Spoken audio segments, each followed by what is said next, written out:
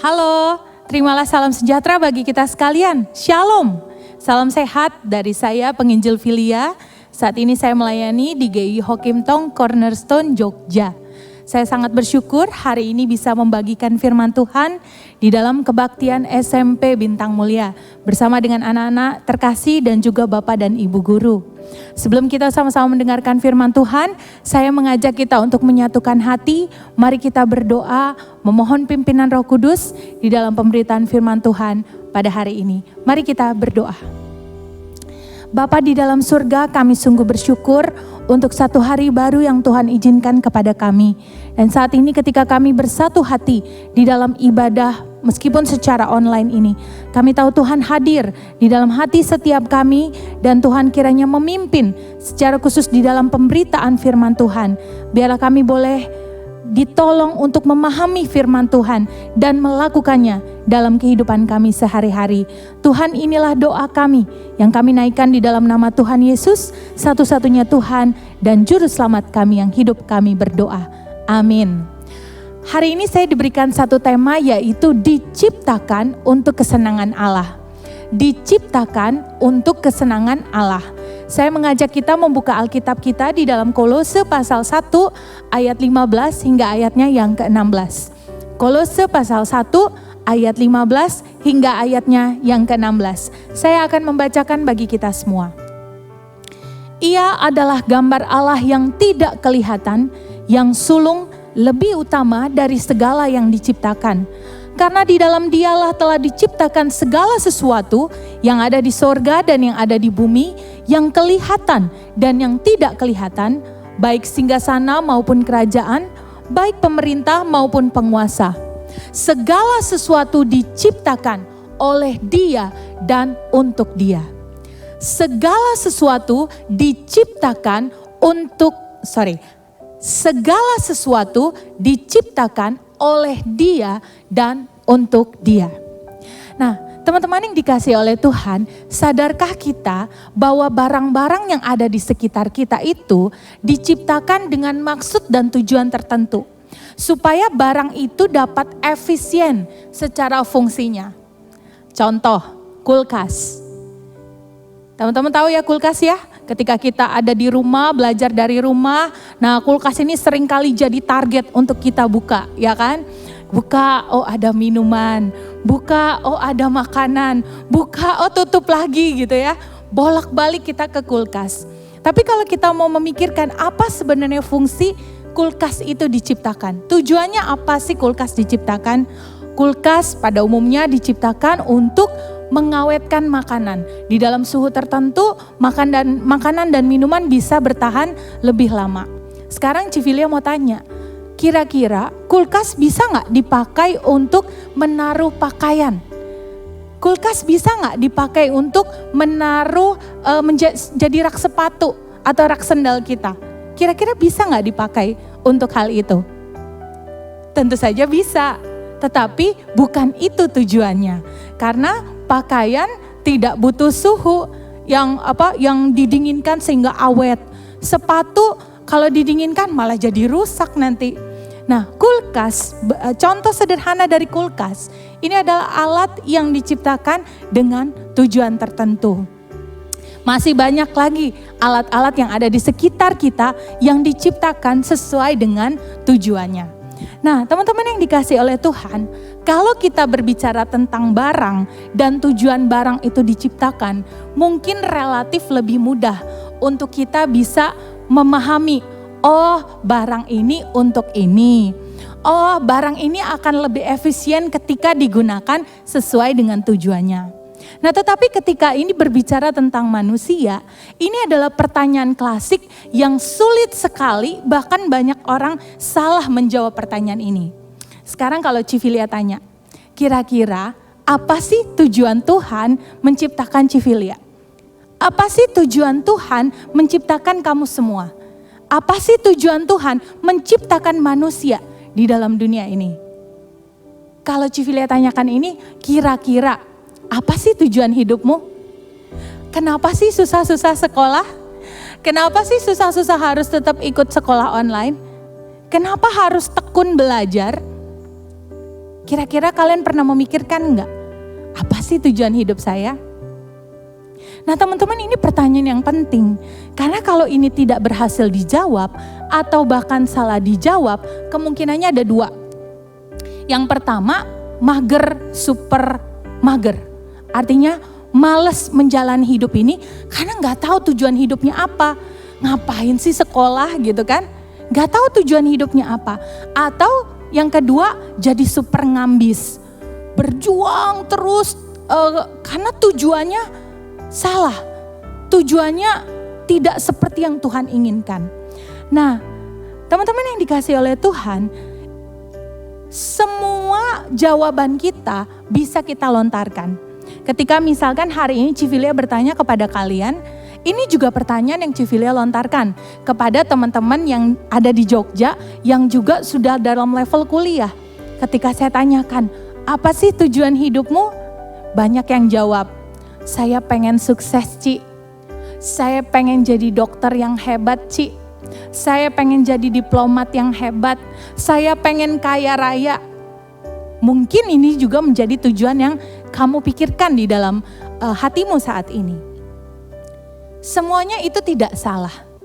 Tetapi yang salah adalah ketika kita mengabaikan apa yang Tuhan mau di dalam hidupmu dan hidup saya, yang menjadi tujuan Tuhan di dalam hidupmu dan hidup saya.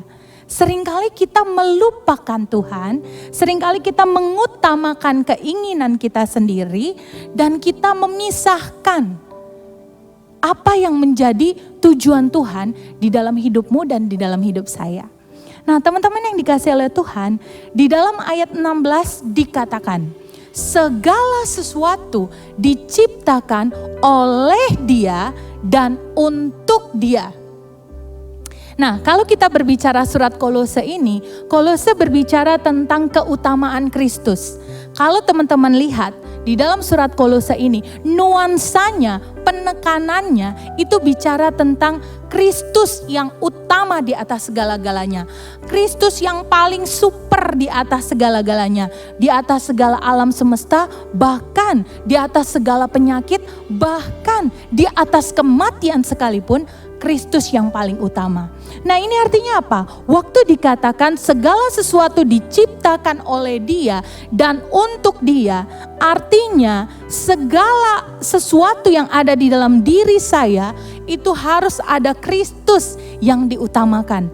Fondasi hidup kita Kristus, motivasi kita adalah Kristus, arah pertumbuhan iman kita adalah Kristus, dan semua yang ada di dalam diri kita itu adalah Kristus. Amin. Nah, kalau kita melihat lagi, berbicara tema hari ini, diciptakan untuk kesenangan Tuhan. Apa yang menjadi tujuan Tuhan? Apa yang menyenangkan Tuhan ketika Tuhan melihat diri saya dan diri kamu secara pribadi? Nah, teman-teman yang suka baca atau sering dengar khotbah, biasanya pengkhotbah mengatakan gini, berdasarkan pertanyaan di dalam Katekismus Westminster, ya kan? Tujuan hidup kita adalah, tujuan akhir hidup manusia adalah memuliakan Tuhan dan menikmatinya selamanya. Yang menjadi kesenangan Tuhan adalah ketika Sang Pencipta menciptakan manusia dan manusia berusaha mencapai tujuannya untuk memuliakan Tuhan.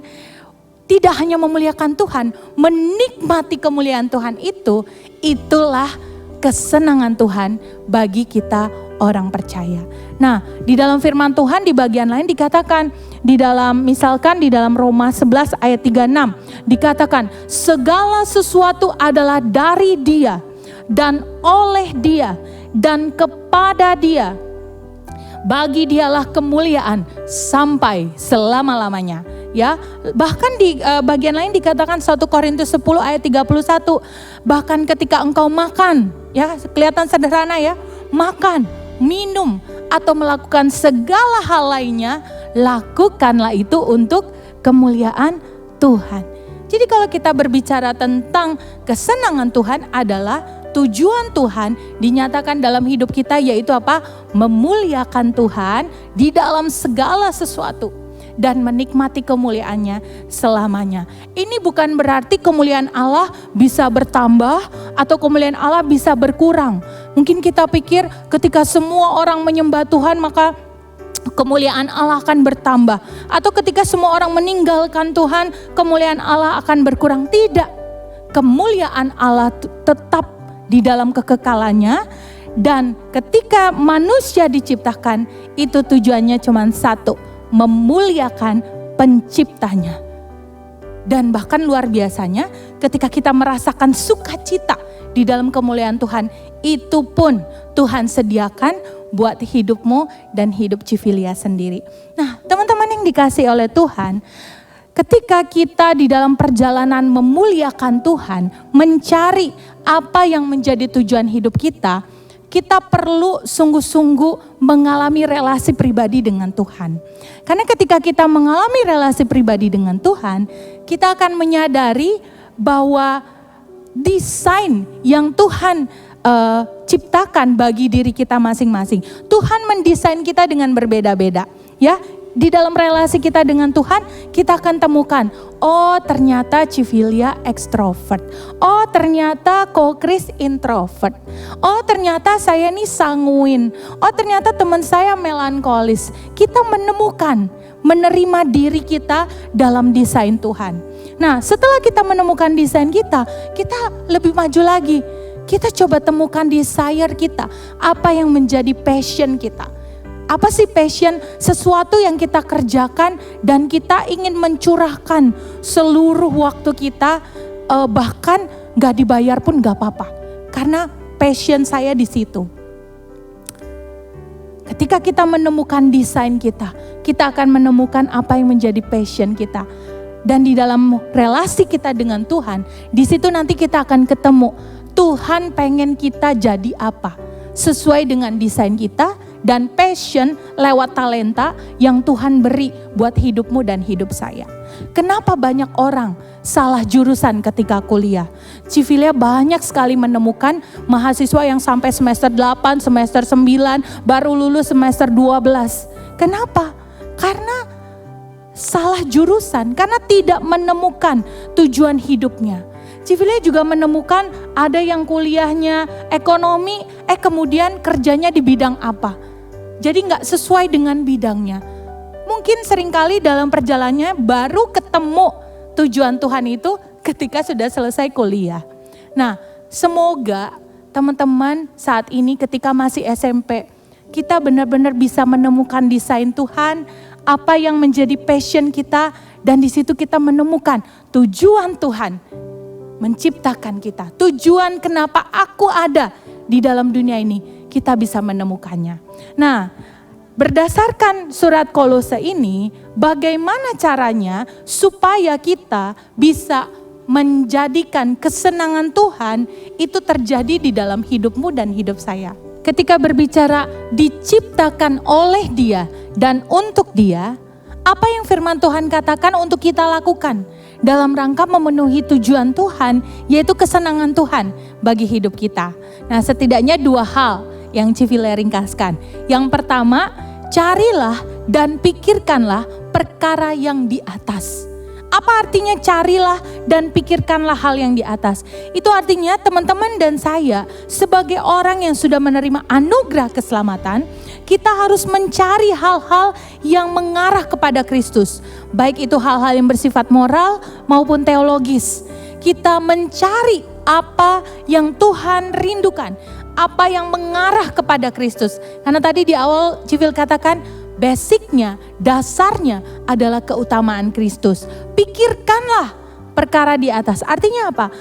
Kita memikirkan apa yang Tuhan perkenankan untuk kita kerjakan di dalam hidup kita. Kita harus sering-sering memikirkan ya apa yang Tuhan rindukan bagi hidup kita. Kenapa? Karena di dalam pikiran itu menunjukkan kedewasaan iman kita. Karena di dalam pikiran akan terlihat cara hidup kita. Itu akan beda banget.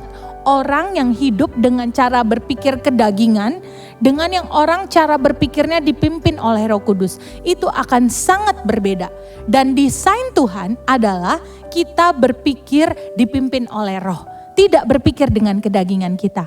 Nah, yang bisa kita lakukan, carilah dan pikirkanlah yang mengarah kepada Kristus. Nah, yang kedua yang harus kita lakukan adalah matikanlah dan buanglah. Matikanlah dalam dirimu segala sesuatu yang duniawi. Karena yang duniawi itu bukan desain Tuhan. Desain Tuhan adalah kita sebagai ciptaan memuliakan Tuhan. Nah, apa yang perlu kita matikan? Percabulan, kenajisan, hawa nafsu, nafsu jahat, keserakahan. Itu dikatakan sama dengan penyembahan berhala. Dan itu kekejian bagi Tuhan. Kenapa? Karena desain Tuhan bukan itu. Kita harus mematikan, ini Paulus bicara tentang dosa-dosa yang berkaitan dengan relasi pribadi kita dengan Allah. Segala ketidaksucian, segala hawa nafsu, segala keserakahan, segala hal-hal yang membawa kita dalam dosa dikatakan itu sama dengan penyembahan berhala. Penyembahan berhala adalah segala sesuatu yang mengalihkan perhatian kita dari Tuhan dan membuat kita menjauh dari Tuhan. Itu perlu dimatikan. Matikan dengan kemampuan kita? Tidak. Sekali lagi dengan pimpinan Roh Kudus dalam hidupmu dan hidup saya. Buanglah apa?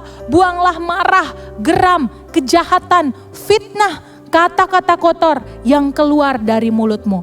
Di sini Paulus bicara tentang dosa komunal yang kaitannya relasi kita dengan orang lain. Ya kan, kalau kita marah, kita kan marah ke orang lain. Kalau kita ngatain orang, berkata-kata kotor, berdusta, itu biasanya kan ditujukan kepada orang lain. Kenapa ini harus dibuang? Karena desain Tuhan bukan itu dalam hidup kita. Kita harus memuliakan Tuhan lewat seluruh hidup kita, ya. Nah, desain Tuhan bukan untuk melakukan hal-hal seperti ini. Makanya firman Tuhan bilang, buanglah. Sebagai orang percaya yang telah menerima anugerah Tuhan, kita telah mengenakan manusia baru. Artinya dosa-dosa lama kita sebelum kita kenal Tuhan itu harus dimatikan, harus dibuang. Gantinya apa? Pikirkan, carilah hal-hal yang berkenan di hadapan Tuhan. Nah, ini yang harus menjadi prinsip di dalam hidup kita sebagai orang percaya. Nah, teman-teman yang dikasih oleh Tuhan, Bapak Ibu Guru yang saya hormati, saya akan menutup firman Tuhan pada hari ini di dalam Efesus 2 ayat 10. Mari kita membacanya bersama-sama, Efesus 2 ayatnya yang ke-10. Ini adalah ayat yang juga menjadi mungkin menjadi favorit kita dan kita sering sekali mendengarnya ya. Efesus 2 ayat 10.